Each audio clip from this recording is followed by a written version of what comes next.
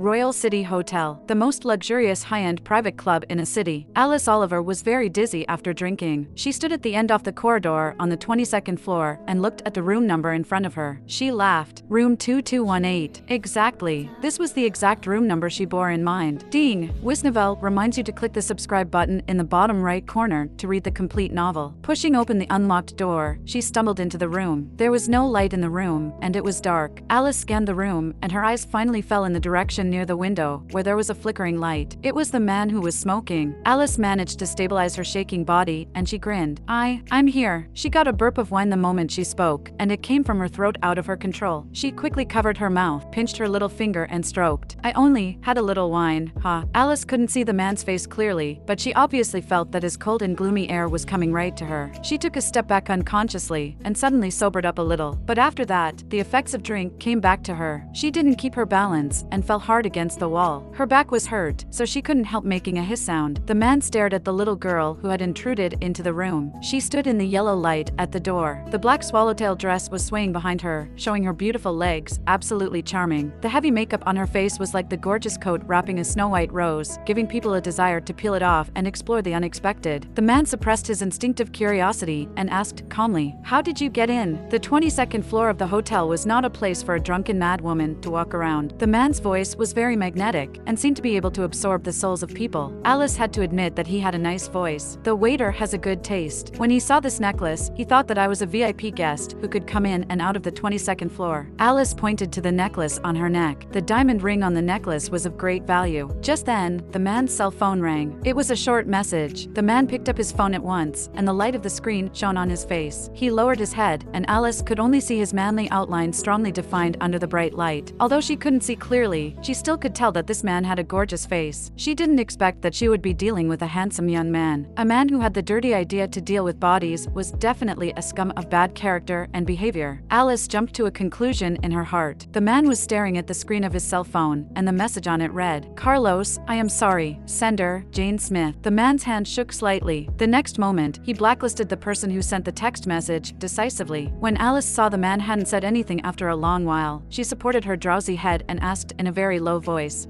Can we start now?" The man sneered. "I'm not interested in a woman with an overpowering smell of alcohol." Alice became nervous. She was just drinking to boost her courage. It took her forever to organize her words, and then she said, "Please wait a minute. I'll wash it off." Alice staggered into the bathroom, hunched over the toilet, and forced herself to vomit. And then she washed her body as fast as possible. Wrapped in a bath towel, she looked at the mirror and saw herself with the heavy makeup off. She suddenly became silent. She was about to give away her precious virginity in this way. She stroked her own cheek. Although this face could not be called a perfect beauty, it could be called sweet and cute. Dad said that normally a man had no resistance to a sweet-looking girl. Then, she would succeed, right? She tried to pull a smile from the corner of her lips. Then she turned around and walked out of the bathroom. The man had already stood up and walked to the door. Alice hurried to grab his arm. His arms were so strong that she could still feel his powerful muscles through the shirt, and it felt really good to touch. "I have taken a shower." Her cautious voice made the man stop uncontrollably. Taking advantage of his proud height, the man looked down at this young girl, who was clearly timid and unwilling, but still pretended to be indifferent. Alice was overpowered by shame because of the man's oppressive look. She could not help but step back. On second thought, she simply stripped the towel off her body and presented her naked body in front of this man. Then she lifted her beautiful face up and stared at this man. The light was so dim that she could hardly see his face, but she could see his bright eyes, which were like cold stars, with cool and striking lights hidden inside. "I promise, I'm clean," Alice spoke in a quiet voice. If you didn't listen carefully, you could hardly hear her. The man laughed. It seemed that the little girl was not very annoying when she washed away the smell of alcohol and looked a little tipsy. "You want to sleep with me so badly?" he quipped. "Didn't you guys agree to let me come here?" Alice held back her sadness and tried hard to keep her voice lilting. "Agreed?" the man murmured. "Was it Jane? Please give me a chance." Alice plucked up her courage and asked him again, "Even if you have to dedicate your body, you don't care?" The man stared at her, and the mockery in his eyes became more obvious. Alice could not say anything, and she just looked up at him with her eyes fixed. The man laughed. He reached out his long arm and put it around Alice's slender waist. The man's breathing was so close that Alice's heart suddenly skipped a beat. Her breathing was also out of order, and her cheeks blushed. He had a light smell of tobacco and a smell of highly prized cologne. These two mixed together, showing the man's full charm. She admitted that he smelled very good. "What did she give you to make you so desperate?" The man's voice was repressed with anger. "Of course, it is something I am satisfied with." Alice leaned in his arms, just like a baby cat, letting his arms tighten suddenly. Girls nowadays are not worth a cent in front of money. He spoke ironically, and his hand wantonly wandered about her. Alice tried hard to hold back the impulse to push him away. Her body was shaking faintly because she was fearful of what would happen next. Suddenly he lifted her up, threw her on the bed without tenderness, and then his body pressed down. It is quite a surprise to me. His big hands hung over her thin shoulders, and his body was so heavy that she could hardly breathe. His big hands slipping slowly from her shoulders to her chest. Alice bit her lips and closed her eyes. In the darkness, where the man could not see, she hung a crystal tear on her long eyelash, but her voice was smiling. "Tonight, I am yours. You can do whatever you want." Alice lay on the bed calmly without moving. When the man saw her lying there deadly still, he lost his interest. "I don't want to force you in this." He got up and was about to leave. Alice sat up quickly, grabbed his neck and groped to kiss the man's tightly pressed lips. His lips were soft and cold. Alice could not taste anything. She just felt the lips were like jellies that had just been removed from the refrigerator in summer. She should have felt nauseous instead of seductive. The man was stunned. Her jerky and clumsy kiss made him dry and hot all over. "Girl, do you know what you are doing?" "Yes, I'm trying to make you sleep with me." Alice's tender body wrapped around the man's strong waist, burning the fire to the hottest point. Yuri challenging the limit of a normal man. At the next moment, the man had already reversed the position. He kissed her possessively and angrily. A beginner like Alice could not resist it at all, so she fell directly into his arms. She didn't know whether it was because of her drunkenness or the lack of oxygen. Her mind went blank. She could not think of anything else. She could only let the man touch her, and she had no strength to respond or resist. She had no right to resist either. The man overpowered her, and then came the torn pain. It hurt so much that her every nerve was trembling. She was so painful as if she was in hell. Alice gave a low cry of pain, but the man did not pity that this was her first time. He ran into her like a raging beast. He wanted to vent all the accumulated desire and anger in his heart on Alice. She gnawed her lips and grabbed the sheets under her. She felt the whole world was shaking and spinning. She told herself desperately that it was only a nightmare. She would get up early tomorrow morning and have a brand new day, but time was against her. Every minute, every second was so torturous, so long. The man was very dissatisfied with her abstraction, and he went harder suddenly. Alice felt so painful, and she had to go back to reality. When the man's fingers inadvertently came across the tears at the corner of her eyes, his movement suddenly softened down. He touched Alice's thin body, and then a series of kisses fell down. Alice gradually recovered from the pain, and she felt some kind of wonderful feeling that she had never experienced before as he was going in her body. Time flew slowly, and the copper bell on the wall made a deep swing sound. Behind the curtains, the bright neon of the city was concealed, and they could not see each other's face clearly. It was not necessary to remember each other's face when it came to a one-night stand. After tonight, they were strangers to each other. When the man finished, he went to the bathroom to take a shower. Alice lay on the soft bed weakly. She grabbed the quilt over and wrapped herself. After a long time, the clatter of water disappeared and the man came out. Alice still maintained her original posture, laying there unmoved. She nestled in a safe quilt, like a wounded little beast, licking the wound alone. "She is guilty in her heart, but she let you to make it up to me," the man whispered and said. "I won't mistreat someone she paid for." Jane really worked hard. She even found him a virgin. The man didn't even notice that he was giving a pitiful look at Alice. Alice didn't make a sound. She pretended to be asleep so that she didn't have to answer what he said. There came the sound of the man dressing. Finding that he was leaving, Alice quickly removed the necklace from her neck. "Here's the keepsake you gave me. I'll give it back to you now." Only in this way could the relationship between them completely end. Alice threw out the necklace. The diamond gave off a brilliant light in the darkness. The man caught it. Not saying anything, he turned away and left. The moment the door closed, Alice rushed into the bathroom like crazy. She scrubbed her body hard, but she could not wash away the marks left by the man. She crouched in the corner, covered her mouth, and cried for a long time. She told herself desperately that she should be happy. She had successfully accomplished the task. Her family would get through the difficulties, and she didn't have to worry about her mother's medical expenses anymore. But her tears were like beads dropping from broken threads, and she couldn't stop. The next morning, the dazzling sunlight penetrated through the crevice of the curtains and shone on Alice's bed. Her head ached, and her whole body was as painful as if it had broken apart. She struggled to take out the t-shirt and jeans she usually wore from her bag, and threw the highly priced black tuxedo dress she wore last night into the trash can. Standing in front of the mirror, she looked at herself with long hair. Her t-shirt just covered the blue and purple marks left by the man, and in the mirror she was the pure and clean university student again. She was about to leave when she suddenly found a check on the bedside table. The numbers marked above startled Alice. Only after counting twice did she confirm that the thin sheet of paper in front of her was a 10 million check. Was it left by the man? Alice looked around in a flurry. In the whole magnificent room, only the butts piled in the ashtray on the tea table beside the window reminded her that the man really existed last night. And the pain in her body. Alice put the check on the bedside table. She would never take the money by trading her body, even the amount was quite attractive. active. She turned on the phone. It was overflowing with missed calls and messages. She browsed through the phone. It was just one night. Why did it seem that the whole world was looking for her? Before she could read the text messages and voice messages, David Jones called first. Alice hurriedly greeted him with her typical sweet smile. "Hey, it's David, right?" The other end of the phone was silent for 2 seconds, and then came David's warm voice. "Alice, you finally answer your phone. Where are you? You haven't had breakfast, right? I'll go and pick you up." "No need, David. I've had breakfast." David then said gently, "Your father was looking for you last night, and he even called me. I don't know why he was looking for you. It seemed to be very urgent. I went to the hospital last night. Your mother was fine. You don't have to worry about it." "Thank you, David." Alice still smiled sweetly. "You have classes in the afternoon. I'll get a seat for you. You don't have to rush over. You still need to take care of your mother." David was always so considerate, which made Alice feel warm in her heart and also helped comfort her low spirits. As soon as she hung up the phone, Mark Oliver called in immediately. Alice clenched her cell phone, and she could not help feeling disgusted. It was this person, her biological father, who forced his own daughter to trade her virginity to a stranger for all of her family business. "Hello." Alice still answered the phone, but she didn't expect that Mark would growl at the other end of the phone. "Alice, where did you go last night? You agreed with this, but you didn't show up. I will stop paying your mother's bill in the hospital now." Mark hung up the phone without giving Alice any chance to speak. Alice didn't know what was happening, so she hurriedly checked the text messages and voice messages sent from Mark yesterday. It suddenly dawned on her that the person who had sex with her last night was not the one who made a deal with her dad. It was a heavy blow to her. Her brain went blank. The phone was ringing again relentlessly. Alice picked it up, and there came the anxious voice of Emma Miller. "Alice, the hospital stops offering the medicine." "What's going on? Didn't they agree to have the operation next week? How can they suddenly stop offering the medicine?" "They stopped offering the medicine, so your mother's condition is not stable. How can she have the operation now? Where are you? I couldn't find you last night. I called you, but your phone was power off. Did you disappear on purpose?" The rapid-fire voice of Emma finally got Alice back to the reality. She hung up the phone directly, grabbed the check on the cupboard, and rushed out of the Royal City Hotel. She stopped a taxi and went to the hospital. Wellbeing Hospital, the largest private hospital in a city. The medical equipment here was the most advanced in the whole city, and even in the whole country. You could imagine how expensive the medical expenses were. It was not at an average level. When she got to the 9th floor of the hospital, she saw Emma wandering in the hallway with her cell phone in her hands. Her hair was short and sharp, giving people a fresh, cool, and free feeling. "Alice, where the hell have you been?" Emma landed on Alice as soon as she arrived. "I waited for you in the hospital all night long. Your mother asked me where you were going. I could only say that you had an exam to take, and you were reviewing the lessons at school. Don't get it wrong." Alice covered her head and forced a sweet smile as usual. "I know. I am sorry to trouble you, Emma. What are you saying? Want to fight?" Emma raised her hand again. Alice hurried to beg for mercy, so Emma didn't continue. "Your dad went crazy while looking for you last night. He acted like it was the end of the world. Since when did he care so much about you? When pigs fly." Alice laughed and said, "Oh, he was looking for me." Emma pouted and said, "Of course, there's another one looking for you like crazy." "Who?" Alice asked in an absent way. "David. He came to the hospital 4 times. I said on the phone, you were not in the hospital, but he didn't believe it. He came here several times in the middle of the night. David was just caring about his friend. Only you believe that there is pure friendship between men and women." Emma pouted. "You know, David has a girlfriend, Emily Thomas, that rich girl. They won't last long." Emma shook her head, not taking her words seriously. "By the way, where on earth did you go last night? How come you look so pale?" Alice quickly pushed open the door of the ward to escape Emma's questioning. When her brother Leon Oliver saw Alice, he clapped his hands and shouted, "Mom, Alice, sister, she's here." Leon and Alice were boy-girl twins. They had similar features and both were very handsome and beautiful. But when Leon was 3 years old, he had a high fever and finally ended up with dementia. At the age of 22, his IQ remained at the age of 3. In order to take care of her elder brother and save the trouble of running between home, hospital, and school, she let her brother and her mother live together in the hospital. "Leon, do you behave well today?" Alice stroked her brother's head affectionately. Leon nodded obediently. "Leon behaves well, helps mother dress." "Wow, that's great. I will reward you a lollipop later." Leon laughed very happily when he was praised. "Alice, your dad has hired a caregiver. She takes good care of us. You don't need to go back and forth from school to here. The exam is coming. You still need to focus on your studies so that you can find a good job in the future, so you don't have to work that hard." Sarah Davis was lying on the bed weakly. She gasped for breath as soon as she finished her words. "Mom, I see." Alice hurriedly got Sarah a glass of water. Sarah grasped Alice's thin hands. Her heart ached and she said, "I drag you down. It's all Mom's fault." "Mom, don't say that. I don't like to hear it." Alice held back the tears coming from the corners of her eyes. She cupped her mother's mother's face in her hands and gave her a big smile. As long as you are getting better, Alice is not tired at all. Alice, tell mom the truth. Is your dad really willing to pay for my medicine? This hospital is a noble hospital. It's too expensive. You can't do silly things. While Sarah was saying, tears came into her eyes. Mom, Alice laughed more brilliantly to hide her guilt. This time it's really Dad who pays for the medical fee. Dad is afraid that Aunt Mary may find it out and then comes to our house to kick up a row, so he doesn't come to see you. He even told the hospital in private to give you the best medicine and the best doctor. Really? Sarah still did not believe it. Mom, I'm going to talk to the doctor about the operation next week. Alice turned and walked out of the ward quickly. She leaned in the corridor, silent. The picture of last night kept playing in her mind. It was like a magic spell, not letting her go. She hit her head against the wall, hoping to smash her head and reassemble it. How could she misremember the room number? How could she go to the wrong room? How could she do that? Emma chased her out and grabbed her. Alice, what are you doing? I just feel a little tired. Alice took a deep breath to calm her mind. Emma took a look at Sarah and Leon in the ward and sighed. They are your heavy burdens, poor Alice. No, they are my motivation. Alice looked up and her eyes turned determined again. As long as my brother and mother are doing well, I will do anything. Emma held Alice's thin shoulders in her arms and patted them gently. Alice, you are always so strong. It hurts me to see you like that. Emma, I'm going to pay the bill now. It's hard to find a matching kidney. The operation must be carried out next week as scheduled. Alice had made up her mind. Where did you get so much money? Emma asked in surprise. My dad gave me the money. Alice was afraid that Emma would find out that she was lying. She ran to the elevator in a hurry and went all the way downstairs. The two little nurses in the elevator were looking at the mirror, fixing their makeup while practicing the most standard smile. Alice heard them say that the CEO of Brown Group, which the hospital belonged to, was coming here today to inspect. He was said to be a very critical and mysterious role. He rarely showed up in front of people. While the little nurses were anxious and worried, they were looking forward to it. Brown Group was the largest group in the country. Legend had it that Carlos looked very handsome, and he was still single. Many rich girls wanted to be Mrs. Brown, but he didn't even give them a look. Naturally, some people speculated that Carlos did not like women. Alice was not interested in this. She went out of the elevator and stood at the payment window with the check clutched in her hand. She hesitated for a long time and finally handed out the check. Even though the money came in a dirty way, nothing in the world was more important than her mom. Sure enough, the money worked. After she paid the bill, the hospital was offering her mother's medicine again. Alice took a pile of medicine and walked back to the elevator. She did not see that the top managers of Wellbeing Hospital were respectfully welcoming a handsome man with a trim suit. They were heading for an internal exclusive elevator, which was in the opposite direction of Alice. Suddenly, the man stopped and slowly turned back. He felt that the thin shadow was somehow familiar. He fixed his eyes and looked over. The figure with long hair had disappeared along with a group of people into the elevator in the distance. Boss, what are you looking at? Ben Carter, his assistant, followed Carlos's eyes, but saw nothing. Nothing. Carlos returned to his usual indifferent attitude, and then he entered the elevator escorted by a group of people respectfully, heading for the top floor of the hospital, the 19th floor. Having dealt with the affairs in hospital, Alice and Emma went to school. Unexpectedly, just as they arrived at the school, Mark called in again. He screamed at the top of his voice, which startled Alice. You wicked girl, where did you get so much money? You offended my partner. I won't let you get away from this. If I'm done, you're all done too. Give the diamond ring back to me at once. If you dare to sell it, I'll let your mother get out of the hospital right away. The phone hung up soon, not giving Alice a chance to say a word. Why did your dad call again? Emma twisted her head at Alice. Her father must have said something serious on the other end of the phone. Otherwise, Alice would not look so pale in the hot summer afternoon. Nothing. Just asking about my mother's condition. Alice still smiled and walked to the classroom, but right now she had a churning heart. Why your dad acted so oddly in the past 6 months? You used to be so poor that you almost could not afford the food, but he lived in a villa, drove a fancy car, and had a secret lover, completely ignoring you and your family. You had to go to school and work hard to get through these years. But half a year ago, he suddenly transferred you to this private university. You were already a junior, and he still transferred you to another school. I really can't get the point. Does he hope you can find a good company during your senior internship? Emma shook her head and brushed this idea aside. Now it's much stranger. He offers to pay your mother's medical fee and arranges for her to live in such an expensive hospital. It is not a small sum of money. Is he really willing to do it? Alice also didn't know why her father had been acting so abnormally in the past 6 months. It would be far-fetched to say that it was for the business deal yesterday, but she was drunk, went to the wrong room, and gave the valuable diamond ring to the wrong person. Thinking of these, Alice felt her head was about to blow up, a burst of tearing pain. Alice. Hearing the familiar calling, Alice hurried to greet David, who was standing at the door of the classroom as if she had clutched the life-saving straw. David. David smiled at Alice like the warm sun, and his beautiful face shone directly into others' hearts. The girls around brightened their faces faces and expressed their adoration to David secretly. David had always been popular on campus since Alice met him in the primary school. Many girls were under his spell and devoted their hearts to him secretly. Unfortunately, in David's eyes, there was only his good friend, Alice, so the others all served as a foil. Alice stood in front of David, and it aroused the jealousy of the girls around. Alice was used to it, so she ignored it. "Alice, did you have lunch?" Every time they met, David would ask, "Did you eat?" Alice couldn't help laughing, and her bright eyes were like the clear spring water. "Yes, I did. Not yet." Emma hurried to tell the truth. David smiled and handed Alice a box of milk, which aroused Emma's strong dissatisfaction. "What about mine?" Emma clenched her fists and threatened him. "Of course. How could I forget you?" David took out another box of milk and handed it to Emma. "That's more like it. It's a human thing to do." Emma unclenched her fists and took over the milk. The three of them entered the classroom together. Quite a few students lowered their heads and whispered. Alice knew that her family was not rich enough to afford her study in this aristocratic private university. She was already an unusual existence, not to mention that she had always been spotted together with the handsome boy, David. As soon as Alice was seated, over her head came a sharp scream from a woman. "Alice, Yuri hooking up with my David again." Alice gritted her teeth. She already knew who it was without raising her head. She did not take a look at Emily. Ever since she came to the school, every time she saw Emily, she would remind her of the haunting ghost, Bruce. He was the young master of Cook Group, which the school belonged to. He was like a demon who always made her disquieting. "David, follow me." Emily grabbed David and was about to go out. "Emily, class is about to begin. Stop playing," David said in an indifferent tone, along with some displeasure. It was totally not the way a boyfriend should treat his girlfriend. "David, tell me, do you like her?" Emily stamped her feet, pointed at Alice, and questioned him indignantly. "No," David answered calmly. "If you don't like her, why were you so anxious to find her last night? You even called me to ask if I knew where she was. How anxious you were that you even asked me. You know we're enemies. How could I possibly know where she was?" Emily shouted petulantly. She didn't care whether the people in the classroom were watching her. David didn't bother to explain more. He opened his textbook and began to read. Emily burst into tears. She stared at Alice and shouted, "Alice, you are a tease, like your mother." All of a sudden, the classroom turned into a buzz and everyone began to discuss in a low voice. Alice slowly clenched her fists, but before she could open her mouth, Emma had stood up. "Miss Thomas, please come out with me." Emma's eyes were sharp and she stroked her short hair. "Why do I have to go out with you? If I go, I will go with David." Emily was still a little afraid of Emma. She had already suffered more than once in Emma's hands. "Don't disturb Alice to have her class here. She still needs the exam results to find a job. Unlike us, we can go to work in our family's companies after we leave the school." Emma dragged Emily out in spite of her struggle. Alice was worried that Emma would create some troubles. She was about to chase after them, but Emma raised her eyebrows at her and pouted. "You stay here and listen to the teacher." Emily screamed angrily. "Emma, in your family's clothes factory, we Thomas family is a major shareholder. I will ask your parents to come to my house and apologize to me in person." Emily's cry disappeared outside the classroom. Everyone craned their necks and looked on. Only when they saw the professor was coming did they look down at the textbooks. David took Alice's arm and made her sit down, saying, "The professor is coming. Don't you worry, she's your girlfriend." Being disturbed like this, Alice was annoyed. How could she still have the mind to attend class? Emily won't let herself suffer. David answered carelessly. His attention was totally focused on the textbook. Alice was distracted. She was playing the pen in her hand. The picture of what happened at the hotel last night appeared before her again. She didn't know what the old professor was saying on the stage. If she really failed to find the diamond ring, Mark would definitely drive her mother out of the hospital. After class, David put his class notes in front of Alice. "There's only a month before the exam. I don't think you want to mess up the test, right?" "I will prepare for it," Alice answered. "Alice, I've always admired you. Yuri, a girl with a strong heart. This school is full of famous and rich kids. They don't need to consider their future. The grade for them is nothing but a piece of waste paper, but for you, it is your life." David did not know what happened to Alice last night, nor did he want to ask, but he could tell that Alice was very upset. He was comforting her as well as encouraging her. Alice looked up at David. He still smiled warmly like the sun. Alice's heart ached. David was right. No matter what happened, it should not slow down her pace. "Come on, I'll treat you to dinner. I haven't seen you for just a day, and you look so haggard now. You must be so busy that you forgot to eat again." David laughed. He did not want Alice to feel sad anymore. "I won't go. If Emily sees me, she will hunt me down again. I will stay here, reading some books and waiting for Emma by the way." Alice waved the class notes in her hand. After reviewing her lessons, she still had to find the diamond ring. "There is only friendship between us." David suddenly became serious. "If she wants to smother my friendship, she should not be my girlfriend." What a nonsense theory. "I don't take love more seriously than friendship." David raised his eyebrows, and it amused Alice. "Come on, I'm hungry." David grabbed Alice's Alice's wrist and was about to go out. Alice had no choice but to suggest, "Let's go to the canteen. If we go outside to eat, it is like we are dating, and it will be more difficult for us to explain. This time, it's my treat. Just don't say I am stingy." David didn't even turn his head back. He changed the route and went straight to the canteen. Alice, holding her textbooks in her arms, followed David and walked in the green shade of camphor trees. The wind in the evening rustled the leaves, and the warm golden sunshine poured down, warming her body and softening her mood. Alice ordered a dinner for 3 people, and then she sent Emma a message, asking her to come over and join them. David held the chopsticks and began to pick out the meat from the dishes, and then put all the meat on Alice's plate. "You know, I'm a vegetarian." Alice pouted and put a piece of meat in her mouth. "I like eating meat most. You are wasting the food, so I like to invite you to eat with me." David also gave Alice his drumstick. "Well, it turns out that you didn't really want to give me a treat." Alice took a big bite of the drumstick and chewed it happily. "What do you think?" David smiled. It seemed that his eyes were warm enough to squeeze out some water. Alice pouted. "Please take me with you every time you eat, Master Jones. Give me all the food you don't want to eat and I will eat them up, without a drop left. I cannot wait for that." David smiled, got her a glass of water, and put it near her hand. "The exam is coming and you need to work harder. You still have to take care of your mother, but don't knock yourself out. Your body is always priceless." What David said briefly panicked Alice. She felt her heart ached. Your body was priceless. But her body, I see. Alice forced a smile. She could only forget all the unhappy moments by stuffing her stomach with a lot of food. David held his cheek in one hand and quietly looked at Alice, who was especially cute when she was eating. "Didn't you say you're hungry? Why not eat something?" Alice urged David to start eating. "If you don't like the food in the canteen, I will be hurt. I rarely give you a treat. How can I not like it?" David picked up the chopsticks and was just about to eat when a tall figure hung over the table. The harmonious atmosphere immediately turned weird. Alice raised her head subconsciously, and she saw a pair of evil black eyes. Her heart tightened and the chopsticks in her hand fell on the table. It was Bruce, the young master of cook group. While she was wondering Bruce's intention, he turned over the table, dropping the food on the floor. "Ah!" Alice was frightened and she cried out. David quickly pulled Alice behind him, but Alice was still splashed by the soup and she was in a very awkward position. In the canteen, screams rang out. Everyone ran away to escape this terrible role, Bruce. But they did not want to miss the opportunity to see such a good play. They all crowded into the corner of the canteen, lowered their voices, and whispered. "He overturned the table. Master Cook is really getting angry. Alice is dead this time. Who doesn't know that? Master Cook likes Emily, but Emily likes David." Emily said that Alice's mother is a homewrecker. She and her mother have no sense of shame at all. Alice clenched her fists, stared angrily at Bruce and the group of people who said her mother is a homewrecker. Who would be afraid of her? She was just a nobody. People were watching her with contempt, which hurt Alice so much. Bruce stood there proudly with one hand in his trousers pocket and 2 buttons on his shirt were undone. You could smell wealth and casualness all over his body. He was like a superior king, staring at Alice, his little prey. He was no longer a student of this school, but because of Emily, he always showed up on campus. Emily was standing beside Bruce. It really vented her hatred when she saw Alice being embarrassed in front of so many people. "Bruce, you must help me give her a lesson. I beg she dare not tease my boyfriend again. Weary just having a dinner." David was also angry. People watching the show were more excited. Even David, who was always gentle and kind, was angry. The love drama among the 4 was getting more and more interesting. Alice felt that Bruce's ghostly eyes were staring at her and her heart beat wildly. The fear for Bruce had hidden in her heart for a long time. She really could not make any strong resistance in front of this devil. "David, you dare to shout at me." Emily was so angry that she was on the verge of tears. She also screamed, "I don't allow you to eat with Alice and study with her. You are not allowed to make any phone calls to her again. No more contacts. You have to block her on phone number, too. David, you have to understand that you are my boyfriend. If you break the rules again, I won't let you 2 go." Bruce took a step forward and the sunset outside the window lengthened his figure, shrouding David and Alice. Alice's heart sank and her body shook uncontrollably. David grabbed Alice's slender wrist and gave her the only support. He looked at Bruce coldly, not yielding an inch. The students in the canteen were watching this confrontation excitedly. It was like an extraordinary duel. Many people had taken out their phones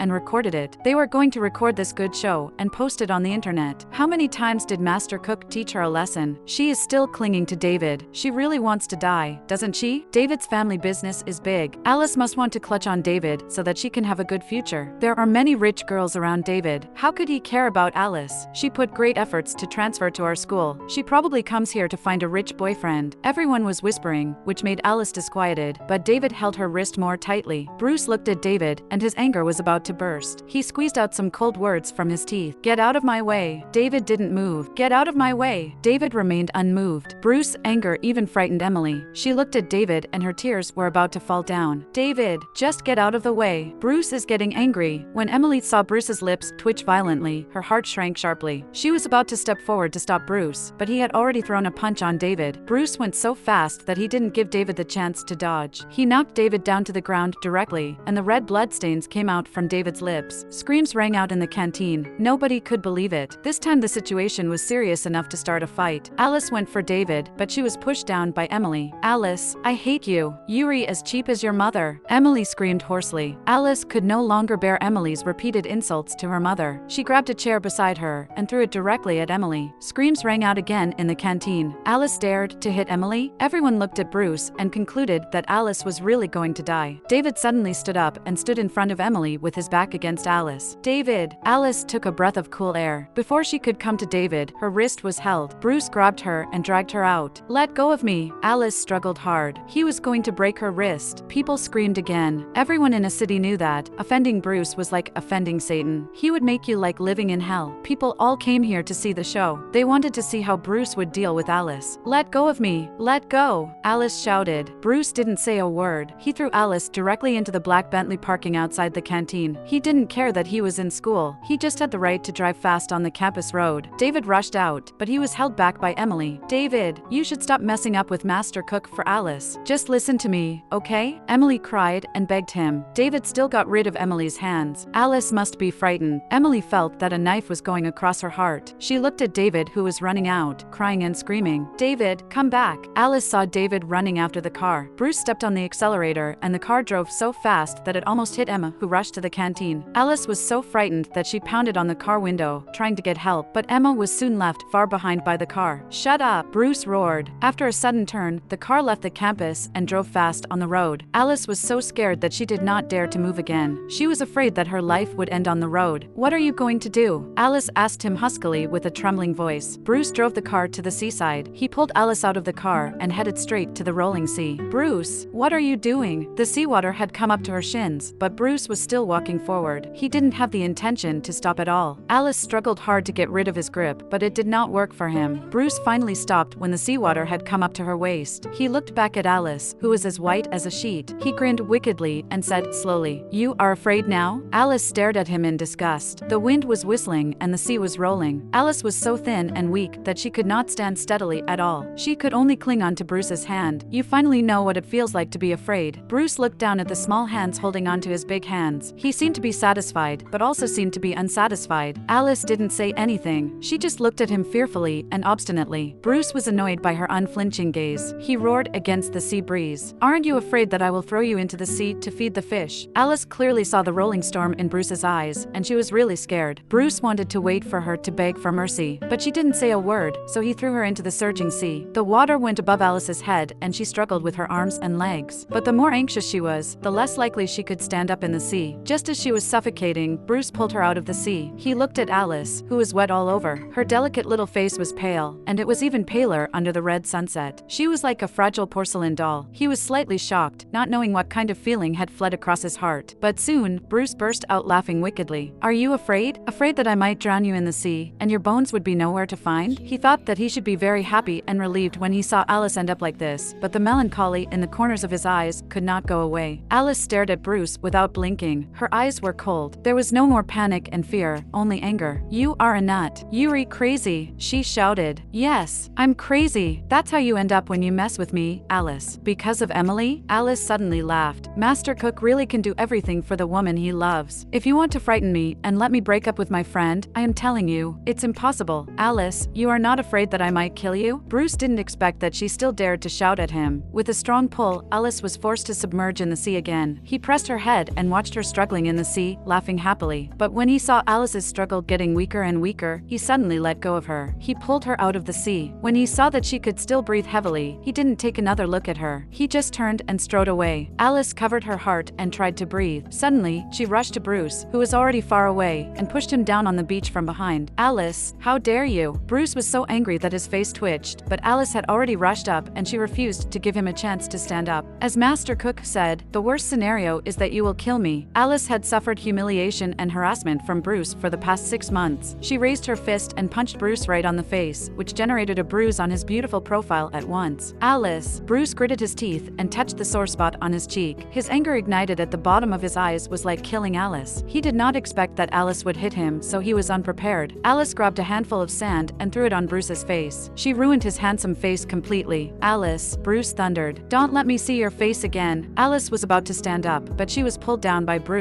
Turning over, he pressed her under his body, and she became a lamb. Bruce stared at the disobedient little girl with a grim face. Alice, do you really think that I won't do anything to you? Alice didn't say a word. She stared at Bruce coldly with a pair of clear eyes. He pressed her shoulders, but he just didn't have the heart to do something terrible to the thin and weak girl beneath him. He slowly approached her cheek, and his hot breath slid from her cheek to her ear. Alice was disgusted, and she wanted to avoid it, but she failed to push him away. You will beg for mercy. He raised the corner of his lips and whispered softly in her ear. It was like a curse, lingering in her heart. Alice didn't know where she got the strength. She pushed him away, stood up quickly, and took many steps back. The strange atmosphere he created just now was something that really made her nervous and scared. She wanted to escape from it. Bruce wiped away the mud on his face, and then he oddly looked at Alice, who had run away. There was a smile lingering wickedly on his lips. Alice just kept running backward. She did not want to provoke this devil again. She really did not want to, not at all. If she could escape, she wished that half a year ago, she hadn't rushed to work, so that she wouldn't have been almost knocked down by Bruce's car, and she would not have met him. Alice was running when she found that somebody put his arm around her shoulder gently. She trembled, and she almost screamed out, Alice. David's gentle call came in her ears like a melodious song, soothing all Alice's panic. Her eyes were still fixed on Bruce, who was standing not far away. The tall figure in the blue seat and sky was like a mast that never bent, giving people a sense of loneliness and coldness. Alice thought that she must be dazzled. For rich kids like Bruce, they were doing what they wanted all day. How could he be lonely? David stared at Bruce, and then he pulled Alice out of the seaside and got her into his car. Bruce looked at Alice in the distance, slowly spitting out some words from his lips. Alice, I will never let you go. David turned on the heater in the car and handed Alice a towel. You will catch a cold. Alice bowed her head and dried her hair without saying a word. Sorry, I'm late, David said in a very low voice. He reached out and wanted to take Alice in his arms, but finally he just patted her on the shoulder. Alice shook her head. She did not want to talk. She leaned tiredly against the passenger seat. David started the engine, and the car slowly drove out. The speed was moderate and the car drove smoothly, making Alice, who was already tired, sleepy. Outside the window, there was a loud and arrogant toot. David hastened to make way, and he managed to avoid Bruce's car, which was driving at full blast. It really put him in a cold sweat. Alice was startled, looking at the black Bentley far away. Now she was wide awake. It was getting completely dark. The street lights were on, stretching far away. When David drove the car to the downtown, he said, Let's go and eat something. You didn't enjoy the dinner anyway. Alice looked at the bruise on David's clean and handsome cheek. You should put some ice on it. I'll deal with it when I get home tonight. Don't worry about it. David still smiled like the warm sun. He didn't want to give Alice any burden. I shouldn't have hit Emily. I'm sorry. Is she hurt? Alice held her hands together. Emily was David's girlfriend after all. She really shouldn't have beaten her good friend's girlfriend. It would put David in an awkward position. David raised his slender and beautiful fingers and flicked Alice's head lightly. If you do hurt Emily, she will make your life in school more terrible in the future. You are worrying about that. Alice sighed and smiled at David. I'll be more careful in the future. There is only a month left before the exam. When I start my internship in the senior year, I don't have to see her very often. David looked out of the window, looking for a nice restaurant. He diverted the topic. What do you want to eat for a late supper? Your favorite beef burger and some egg tarts? Just take me home. Alice shook her head. David knew that if Alice lost her appetite, she must be in a really bad mood. He started the engine and drove to a remote cottage area in West. When he stopped the car, Alice opened the door and got off. David got out of the car and caught up. I'm all right, David. Alice turned around and smiled at him. Go home and remember to put some ice on the bruise. See you at school tomorrow. David wanted to say something, but he swallowed the words. He smiled and said, see you tomorrow at school. Alice opened the door and went into the house. Alice's home was located on the second floor. David watched the lights on and stood by the car for a long time before driving away. Alice rushed into the bathroom and washed her body thoroughly. She stood in front of the mirror, and she saw the blue and purple bruises left by the man on her shoulders and chest. Tears came into her eyes uncontrollably. She rubbed her face hard and wanted to rub away all her bad mood. She grinned at the mirror, but her smile was bitter. She supported her aching head and forced herself not to think about the night spent with that man, but her brain just didn't listen to her. The man's words kept ringing in her ears. Girls nowadays are not worth a cent in front of money. Alice shook her head, trying to get rid of all her thoughts. At this time, her phone rang. It was Emma calling. Did Bruce do anything to you? I'm not good at driving. I failed to catch up with his car. If David hadn't called me just now and told me that you were all right, I would have called the police. Are you at home? I'll go check on you. I am all right now, Emma. Don't worry about it. It's already 10 o'clock. You should go to bed earlier. Alice hurried to laugh. She answered Emma in the best state so that she would not worry. Are you really all right? I am really all right. You know, I am heartless. You know, this isn't the first time Bruce makes trouble with me. I don't really care about it. Alice did not say that this time Bruce seemed to really have the idea of killing her. Now her body was still shaking as she thought of the scene that she was immersed in the rolling sea. I'm relieved to hear that you're fine. Emma finally took a deep breath and hung up the phone. Alice grabbed her cell phone in her hand, laying on the bed and looking at the bright energy-saving lamp on the roof. She didn't think too much about Bruce. The diamond ring that she gave to the wrong person was the real problem. She had to get up and go take a chance at the Royal City Hotel. Thinking in this way, she dropped asleep. She was worn out these 2 days. Mark's phone call awakened Alice from her sleep in the early morning.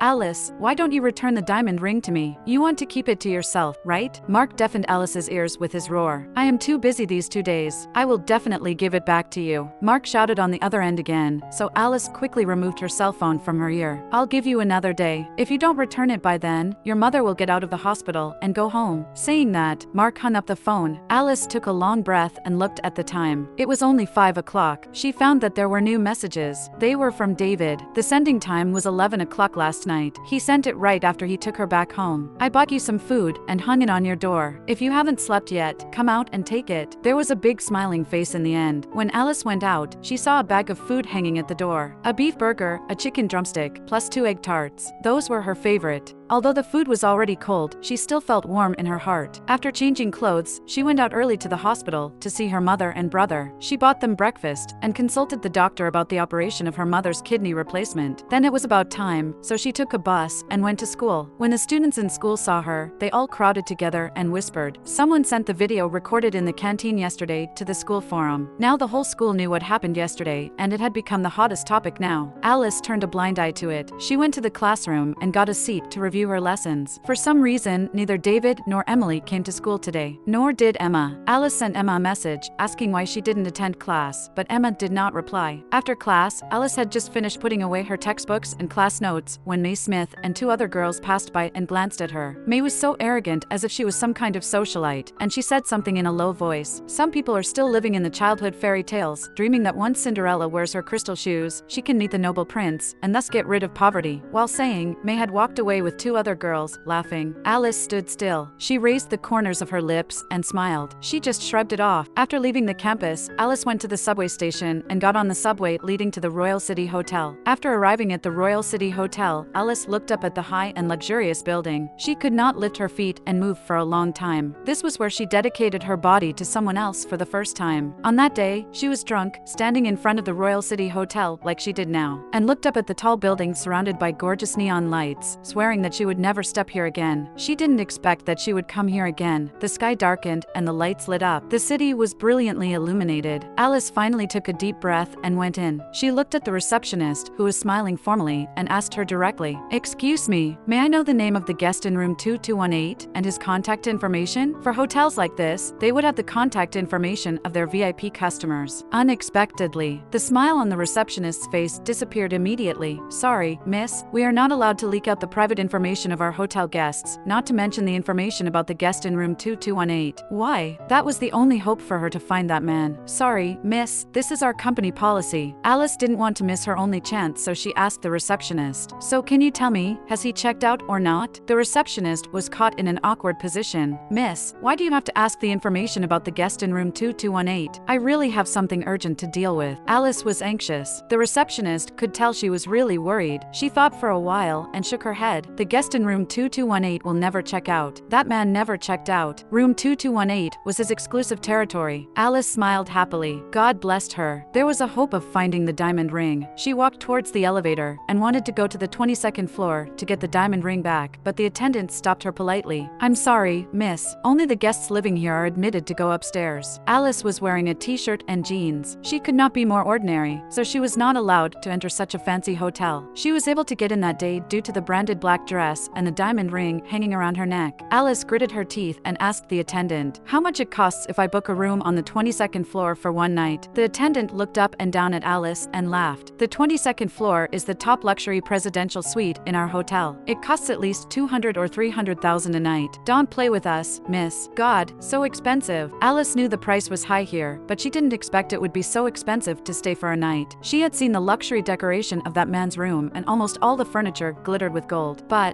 it was too luxurious to spend so much money staying at a hotel for a night. Alice had to turn around and get out of the Royal City Hotel. She lingered outside for a long time, watching the fancy cars coming and going in the parking lot. She sighed, feeling at a loss. If she couldn't get close to the 22nd floor, she wouldn't see the man and get the diamond ring back. If she failed to find the diamond ring, her dad would not let her get away from it. Alice walked around the street lamp post, racking her brains, but she could not think of a good solution. At that moment, a luxurious long Lincoln limousine slowly drove into the Royal City Hotel. The person in the car caught a glimpse of Alice, who was restless under the street lamp, and he narrowed his eyes slightly. That small figure seemed familiar. A brief glance did not evoke too many memories of this man. Boss, this is her medical record sent by a foreign hospital. Ben showed the document on the tablet to Carlos. Carlos looked at it briefly and nodded. Print it out and hand it to the director of Wellbeing Hospital tomorrow. Yes, boss. Ben was silent for a moment and then he said, Miss Smith said she tried to call you many times, but in vain. So she called the company and asked if you can have breakfast with her tomorrow morning. Carlos was silent for a second and then he said, No, don't answer her phone again. Yes, sir. Carlos got out of the car and he couldn't help turning his head back and taking another look at Alice, who kept walking around the street lamp post. He narrowed his dark eyes. He really couldn't recall where he had seen her before. He gave Ben a hint with his eyes. Ben got it immediately and walked to Alice. Carlos turned to the Royal City Hotel. The staff in the hotel came and bowed to him in a respectful manner. Manager Kent of the hotel, carrying the report of the hotel's performance for the last month, followed Carlos into the elevator and reported to him carefully. The elevator went straight to the 22nd floor. Carlos was silent for 2 seconds after listening to Manager Kent's report. It made Manager Kent feel like he had gone through years. He broke into a cold sweat. The elevator door opened on the 22nd floor. I don't want to see such a poor performance next month. Carlos's voice was very calm, but it had placed much stress on people. Yes, boss. I guaranteed that we will work out a plan to improve the hotel's performance. Manager Kent hurried to promise. Send your plan to my office tomorrow morning. Tomorrow morning? Was it too much in a hurry? You can't do it? Carlos stared at Manager Kent. Manager Kent shook his head immediately in fear. I'll definitely give it to you tomorrow morning. Manager Kent lowered his head, with his blood frozen. He cried out in his heart that his boss was the most difficult superior he had ever seen. Carlos gave a quick glimpse of the scrupulously clean elevator. In the bottom left corner, there is some dust. For the staff who cleans the elevator, settle her wages. She can go home now. Carlos strode out of the elevator and went straight to his room, 2218. Yes, I will handle it right away. Manager Kent's legs shook uncontrollably. He pressed the button leading to the first floor and escaped from here as soon as possible. Ben suddenly showed up under the street lamp, which scared Alice. What's wrong? Alice knitted her eyebrows and looked at this handsome man well dressed in his suit. Ben smiled politely. He felt a little sorry and said awkwardly, If you don't have anything else to do, can you change a place to walk around the street lamp? Alice raised her head and looked around. She did not feel that she was in anybody's way. Does this street lamp have an owner? Ben was kind of shocked. He was too embarrassed to say it, so he put it in this way. This is under our hotel's management. Under your hotel's management? So what? Alice could not figure out what he wanted to say. Ben smiled apologetically. He understood what his boss meant. He didn't like ordinary people to linger around the Royal City Hotel. It would affect the hotel's status in the important guests' hearts. The fancy places where people from the upper class went were not allowed to have ordinary people around. They didn't want their world to be polluted by people from inferior societies. Ben didn't agree with it, but he had to follow what he was told to. Miss, don't you think that you are very out of place, compared with those rich ladies wearing jewels all over their bodies in the hotel? Alice finally understood. That's what you mean. You think I am very.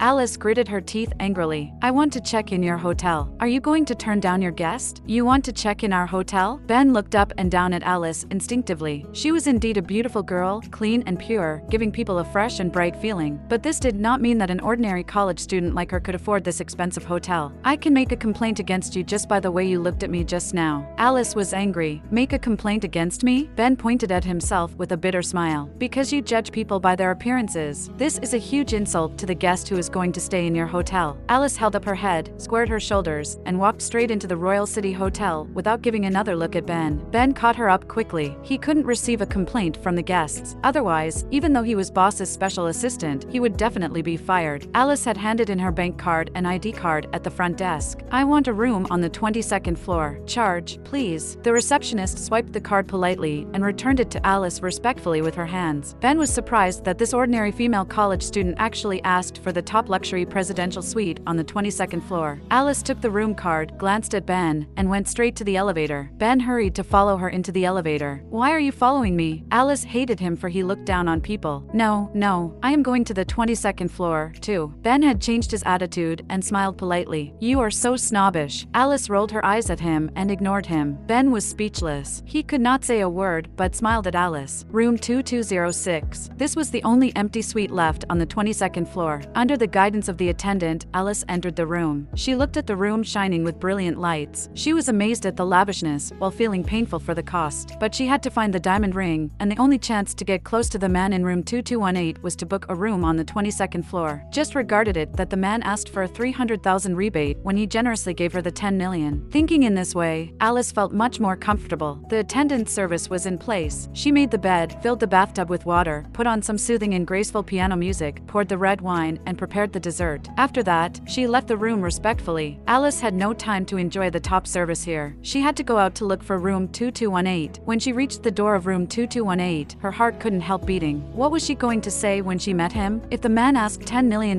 back, it meant that she would carry a large amount of debt. She could not give the $10 million back to him intact. Her mother's medical expense in Wellbeing Hospital, and the money it required until she recovered and was discharged, added up to $4 million. It was a large amount of money. Alice looked at the golden room number, and her heart beat faster and faster. She reached out her hand and was about to knock on the door, but she hesitated for a while. She even dared not touch the door plank. She didn't have the courage to face what had happened that night. Just then, the door opened inside. Alice's head was down. A pair of shiny black shoes and iron straight pants came into her view. Her heart sank and her neck was stiff. She didn't have the strength to lift her head. Alice summoned up the courage and stretched out her hands. I'm here to get the diamond ring back. It's you? Ben looked at the snow-white small hands in front of him, not knowing what was happening. Alice looked up with a jerk and saw the man she had just met downstairs. She was kind of shocked. Why you? Why do you ask me for a diamond ring? Ben, holding the documents in his hands, was ready to go home from work. He did not expect to run into Alice when he opened the door. Alice looked into the room with her feet up. There was a bright light in the room. She saw a man inside standing near the window, but before she could see him clearly, Ben closed the door. What actually do you want, girl? Ben thought it was funny. His voice was very low because he was afraid to disturb and annoy Carlos in the room. Alice blinked her eyes and blushed the next moment. Was it this man who had sex with her that night? Although he was about the same height and it seemed to be him, she felt it was not him. Alice quickly lowered her head and took a while to squeeze out some words. You live in this room? No, Ben answered. Alice took a long breath. If it was not the one in front of her, it must be the one in the room. What are you doing here? Ben sized Alice up, feeling some kind of suspicious. Alice hurriedly put a big happy smile on her face. Nothing, I can't fall asleep, just walk around. After that, she turned around and fled to her room. Ben looked at Alice in the distance, puzzled. Then he looked back at his boss's room and felt even more confused. He dialed manager Kent's number and said to him, the guest in room 2206 is kind of weird. Keep an eye on her. Make sure bodyguards are doing their jobs of protecting the boss. Manager Kent got onto it the moment he received instruction from Special Assistant Carter. When Alice went out again, she was surprised to see a chambermaid outside the door. I didn't ask for room service. The chambermaid greeted her respectfully and smiled. Our hotel has a 24-hour personal service for the first comers. Miss, I will be on call. If you have any need, just call me. Please enjoy your stay here. Alice looked in the direction of room 2218 and suddenly found that there were two strong men in black suits at the door of room 2218. They were bodyguards for sure. Alice gritted her teeth secretly and closed the door slowly. She sat on the bed, scratching her head painfully. So she spent this $300,000 in vain? She saw it with her own eyes that there was a tall man in room 2218 and the diamond ring must be in the man's hands. But if she went to room 2218 abruptly, the two bodyguards would surely drag her out and she could not even touch the door of room 2218. No, that was not it. She could not let go of the opportunity she created by spending $300,000. She pushed open the French window, hugging the cool breeze at night. It was delightfully cool. There was also a large swimming pool on the balcony outside the window. Alice was surprised to find that all the open-air swimming pools on 22nd floor were connected to each other. They were only separated by fences that were half the height of a man. Perhaps it was designed to let the guests staying here have a broader view. It was late at night and all the guests were asleep. The swimming pool was quiet and nobody was there. She climbed over the fences carefully along the swimming pools and tried not to make any noise. Counting the windows, she finally arrived outside the window of room